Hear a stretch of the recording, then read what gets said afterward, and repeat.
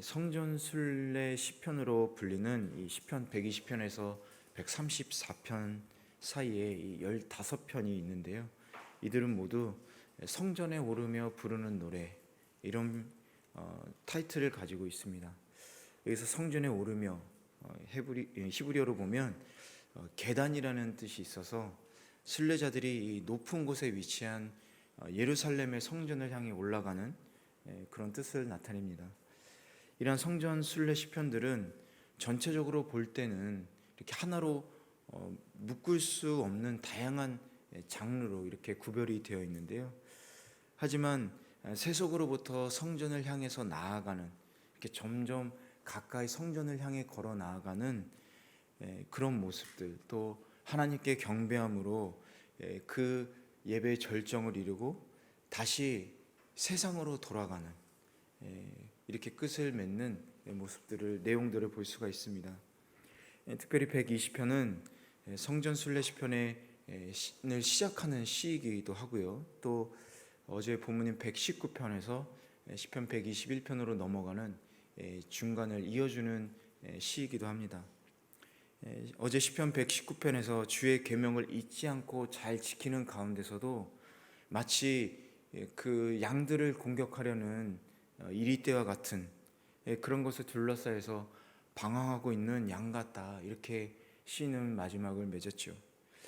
그리고 간절한 마음으로 도움이 되는 하나님을 향해서 눈을 돌리고 이렇게 나아가려고 하는 그 시편이 내일 시편으로 이어집니다. 이렇게 중요한 이어지는 역할을 하고 있는 이 120편인데요. 오늘 저희들에게 어떤 말씀을 주시는지 한번 보도록 하겠습니다. 먼저 1절을 다시 읽어보도록 하겠습니다. 시작. 내가 고난 가운데 여호와께 부르짖었더니 그분께서 들어주셨습니다. 아멘. 성도가 고난 가운데서 이렇게 부르짖을 때 하나님께서는 들어주십니다. 아이를 키워본 경험이 있으신 분은 잘 알지만 우는 아이를 나 몰라라 하는 부모는 없겠죠. 자기 자식이 아니더라도 길가에 우는 아이가 있으면 우리가 이렇게 한 번쯤 다 돌아보게 되는 것 같습니다. 아이가 배가 고파서 우는데 핸드폰이나 TV를 보고 있는 부모도 없겠죠. 무시하는 부모는 없을 것입니다. 버려진 아이들을 돌보시는 사역을 하는 한 목사님의 간증을 들은 적이 있습니다. 목사님 사택은 교회 건물 2층에 있었는데 어느 날 이렇게 띵동 하고 벨이 울려서 밖에 나가보니까 갓난아이가 이렇게 버려져 있다고 합니다. 부모가 다시 찾아오지 않을까 하는 마음으로 잠깐 돌봐야겠다, 이렇게 아이를 돌봤는데 어느새 아이들이 여러 명 늘어났다고 합니다.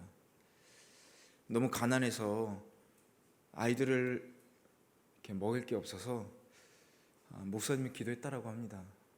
하나님, 우리는 라면이라도 먹으면 되지만 이 갓난 아이들은 어떻게 합니까? 쌀이라도 조금 있으면 죽이라도 써서 만들어 줄 텐데 하나님이 아이들을 좀 살려주십시오. 그런데 갑자기 한 등산객이 찾아오더니 여기 뭐 필요한 거 없습니까? 이렇게 묻더래요. 그래서 너무 갑작이고 또 낯선 사람이 물으니까 괜찮습니다, 필요한 거 없습니다, 왜 오셨습니까? 이렇게 물었다고 합니다. 그러자 그 등산객이 이렇게 얘기했답니다. 제가 도울 수 있는 건 없고 쌀 같은 거 사드리고 싶은데 괜찮겠습니까? 그래서 너무 깜짝 놀라서 얘기를 들어봤다라고 합니다. 그 등산객은 산에 오르려고 이렇게 지나가는데, 교회 앞을 지나가는데 누가 이렇게 뒤에서 당기는 것 같다라고 얘기를 했다라고 하는 거죠. 뭐지 하고 그냥 지나가려는데 너무 강하게 당기는 것 같아서 다시 이렇게 발걸음을 돌아갔다라고 해요. 그리고 다시 이상하다, 그래서 다시 산으로 가려고 길을 돌아가는데 더 강하게 누가 뒤에서 끌어당기는 것 같다라고 얘기를 하는 거죠. 그래서 그 발걸음이 닿는 대로 갔더니 그 교회 앞에 자기 발이 이렇게 멈춰 있더라는 거죠. 그래서 여기 오게 되었다, 이렇게 목사님께 얘기를 한 거죠. 그래서 목사님도 자신의 사정을 얘기했다라고 합니다. 그랬더니 그 등산객은 그럼 제가 쌀을 한 가마 사드리겠습니다 하고 쌀 한 가마를 사고 같다라고 하는 거죠. 아무 관계도 없는 사람이지만 하나님은 그 목사님의 기도를 들으시고 그 밥을 못 먹을까 봐 하나님은 그 아이들을 위해서 그 지나가는 등산객을 이용하신 것이죠. 하나님께서는 이렇게 간절한 기도를 들으십니다. 그런데 여러분들이 어떤 어려움이나 상황에 처했을 때 하나님이 아닌 다른 무엇 혹은 사람에게 도움을 청하고 기도한다면 여러분 그거는 바로 우상에게 기도하는 것 같은 것이 되는 거죠. 여러분 우상이라는 게 별게 아니에요.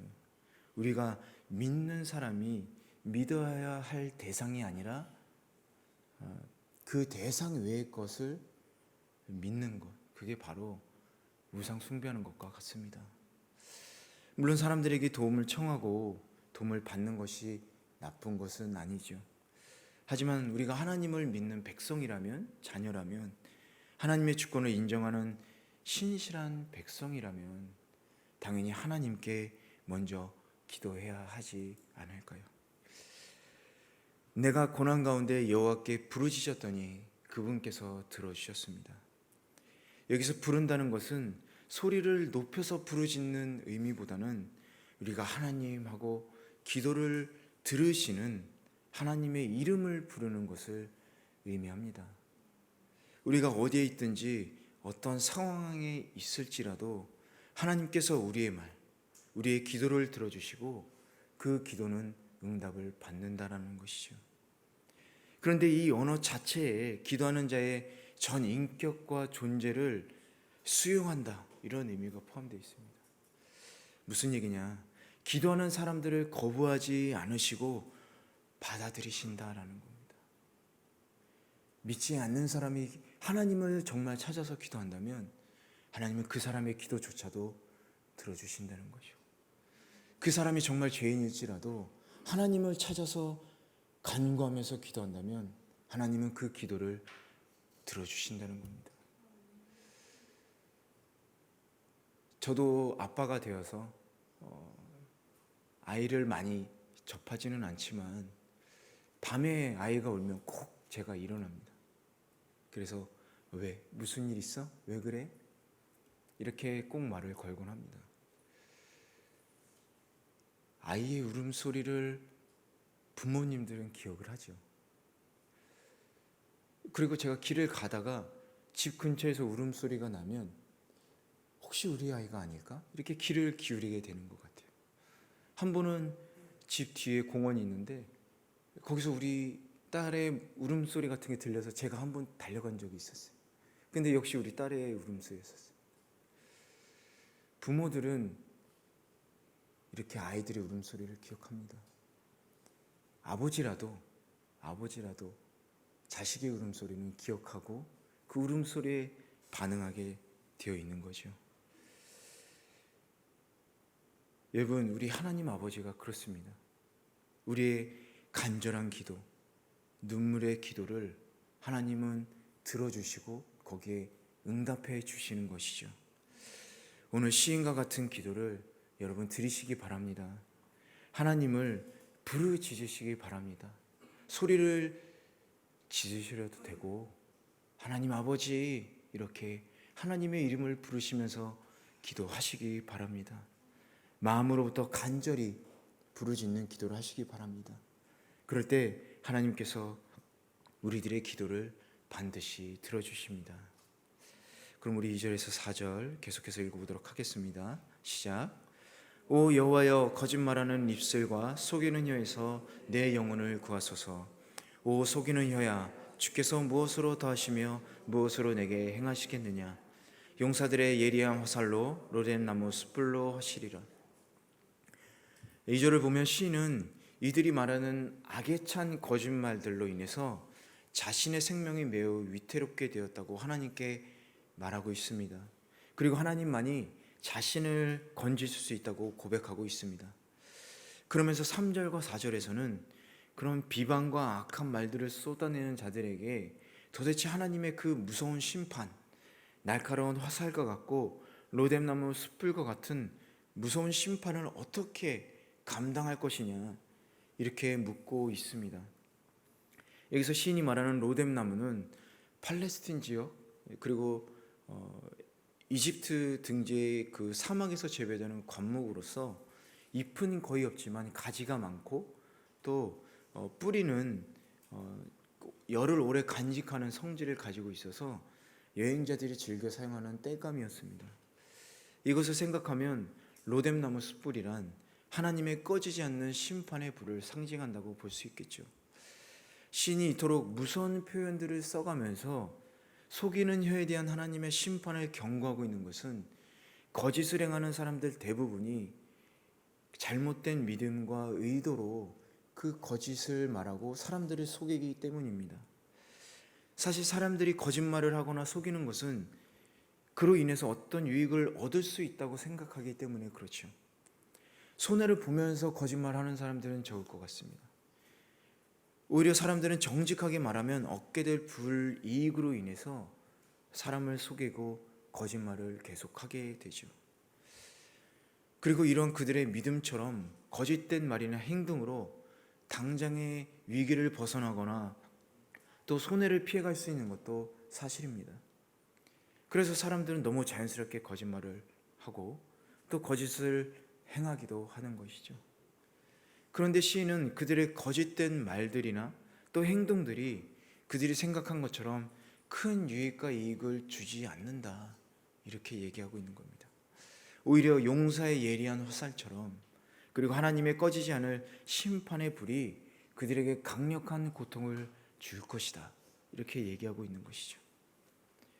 이것이 바로 거짓의 죄로 인해 받을 모든 죄인의 심판인 것을 시인은 얘기하고 있는 겁니다. 그렇기 때문에 저와 여러분은 우리의 말로 우리가 받을 심판이 있음을 항상 기억하고 또 우리의 입을 다스릴 줄 아는 사람이 되어야 하겠습니다. 어제 시편 119편 162편 말씀을 보면 시인은 이렇게 얘기합니다. 내가 거짓말은 싫어하고 혐오하지만 주의 법은 사랑합니다. 하나님의 말씀을 사랑하는 사람은 거짓말을 싫어할 수밖에 없습니다. 하나님의 말씀은 진실하시고 또 하나님 자신이 거짓을 싫어하시는 분이시기 때문에 그렇죠. 그런 하나님을 사랑한다면 우리 또한 거짓보다 하나님의 말씀을 사랑하게 되겠죠. 여러분, 하나님의 말씀을 사랑하시기 바랍니다. 그럼 우리들은 자연히 거짓으로부터 멀어지게 될 것입니다. 당장의 이익과 유익에 끌려서 스스로 진실을 버리고 거짓을 택하는 어리석은 자가 되지 않기를 바라십니다. 그리고 우리 안에 그런 거짓과 속이는 말들이 있다면 제거하시고 또 심판과 파멸의 길이 아닌 생명과 평안 그리고 구원의 길을 걸어가는 성도들 되시기를 간절히 축원합니다. 우리 5절에서 6절 말씀 함께 읽어보도록 하겠습니다. 시작. 내가 메섹에 살고 게달의 장막에 있으니 내게도 재앙이 있으리라. 내 영혼이 평화를 싫어하는 사람들과 함께 오랫동안 살았습니다. 본문에 나오는 메섹은 야베스의 아들의 이름입니다. 전해지는 말에 따르면 지금의 모스크바와 러시아 북쪽 지방에 살고 있는 가장 야만적인 사람들이 바로 메섹의 자손이다라고 얘기합니다. 한편 게달의 장막에 거하는 거민들, 이들은 아브라함의 아들 중에 이스마엘의 자손들인데 그들은 유목민의 기질을 타고 나서 끊임없이 사막을 유목하며 살았습니다. 결국 이들은 여행자들을 약탈하는 강도들로 존경받을 인물들은 아니었다라고 학자들은 얘기합니다. 따라서 시인이 가장 야만적이고 또 잔인하며 이 악한 무리들 가운데서 하나님을 부르짖고 있는 것을 우리는 알 수 있는 것이죠. 5절과 6절에서 언급하고 있는 살고 또 살았다라는 말은 계속 그곳에 살았다라는 것이 아니라 마치 여행 가기 여관 같은 데서 하룻밤 묵고 떠나는 일시적인 체류를 말할 때 쓰이는 그런 단어입니다. 즉 시인은 이와 같은 비탄 속에서 떠나야 할 여행자로서 너무도 오랫동안 이곳에 머물고 있었다. 그런 깨달음의 표현으로 얘기하고 있는 것이죠. 아마도 이러한 자신의 마음이 성전을 향한 순례자들에게 큰 감동을 주고 그들 자신도 자신의 자리에서 일어나서 성전을 향하게 하는 이 힘이 되는 말이었다라고 생각됩니다. 우리가 살아가는 이 세상 또한 하나님의 율법과 규례의 영향이 미치지 않고 이 매색처럼 강하고 흉폭하고 또 게달처럼 사납고 거짓된 이 사람들이 가득하고 또 온갖 죄와 유혹과 위험이 들끓고 있는 이 세상 속에서 우리를 소망의 길에서 넘어지게 하고 있는 이 세상 속에서 살고 있는 것처럼 느껴집니다. 따라서 우리가 하나님의 백성으로서 그분의 말씀을 받들고 경건하게 살고자 할 때 그런 아픔과 고통을 느끼는 것은 어떻게 보면 당연한 것일 수 있겠죠. 시인이 그랬고 또 이 시를 불렀던 순례자들이 그랬고 또한 우리 역시 이 세상에서 하나님의 영광의 자리를 바라보며 또 순례길을 떠나기로 결단하면서 그 많은 어려움 중에서 하나님의 길을 살기로 결단하면서 하나님을 바라보며 나아가는 그런 모습들을 볼 수 있을 것 같습니다. 그게 바로 신앙생활인 것이죠. 그러나 우리가 이 계달의 장막과 같은 곳에 있을지라도 우리와 늘 함께 해주시는 진정한 친구 예수님을 여러분 기억하시기를 바랍니다. 우리는 혼자가 아닙니다. 우리가 메색의 아들들과 함께 살지라도 우리와 함께 하시는 하나님 아버지를 여러분 기억하시기를 바랍니다. 예수님께서 하나님의 아들로 인간의 몸으로 계달의 장막과 같은 이 세상에 오셨음을 여러분 기억하시기를 바랍니다. 예수님께서 이 계달의 장막과 같은 이 세상에 오신 이유 바로 우리들을 살려주시기 위해서 또한 우리들과 함께 해주시기 위해서 예수님은 이 땅에 오신 것이죠. 얼마나 감사합니까? 얼마나 우리들에게 소망이 생깁니까? 하나님께서는 아들이신 예수 그리스도 안에서 우리에게 가장 큰 안전과 구원을 주십니다. 그러므로 우리가 해야 할 일은 바로 하나님을 부르짖는 것뿐인 것이죠. 하나님을 부르짖으면서 하나님의 임재를 간구하면서 우리는 예수님만을 바라보면서 나아가야 하지 않을까요? 우리가 어떤 고통과 어려움에 처해 있더라도 우리가 부르짖을 때 전능하신 하나님께서 우리를 도와주시면서 우리의 피난처가 되어주실 것입니다. 진정한 하나님의 백성이라면 이 세상에 대해 우리의 삶의 자리에 대하여 한없는 불편함, 어려움을 느낄 수밖에 없을 것 같습니다. 그리고 하나님의 나라를 향해 끊임없이 길을 떠나는 신앙적인 결단을 우리는 해야 하지 않을까요? 우리 안에 죄악된 생각, 본성이 있다면 날마다 죽이고 또 악을 향해 가는 길에서 우리는 벗어나야 하겠습니다. 그리고 예수 그리스도 안에서 육신의 생각을 쳐서 복종시키고 오직 하나님의 말씀으로 사는 거듭남의 신앙을 유지하는 성도가 되어야 하지 않을까요? 이것이 바로 하나님의 향해 걸어 나아가는 순례자의 길인 줄 믿습니다.